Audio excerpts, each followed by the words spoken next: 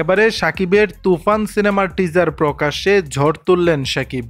নির্মাতা রায়হান রাফি আগেই পূর্বাভাস দিয়েছিলেন বাংলার আকাশে বাতাসে এক ভয়ঙ্কর তুফানি ঝড়ের সম্ভাবনা দেখা দিতে পারে।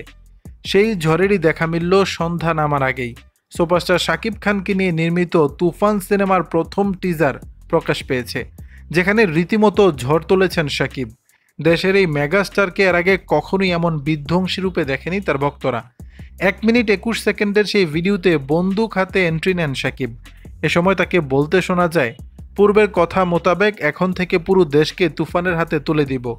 সে যা চাইবে পাইবে, যা করিতে চাইবে করিবে, তাহাকে কোনো কিছুতে বাধা দেওয়ার এখতিয়ার কেউ রাখিবে না।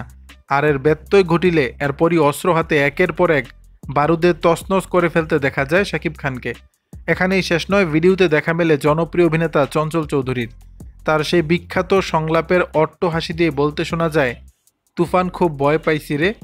এরপরই আরও একবার স্ক্রিনে বিধ্বংসী রূপে হাজির হন শাকিব। দর্শক, বিষয়টি নিয়ে আপনাদের মতামত জানাবেন নিচের কমেন্ট বক্সে।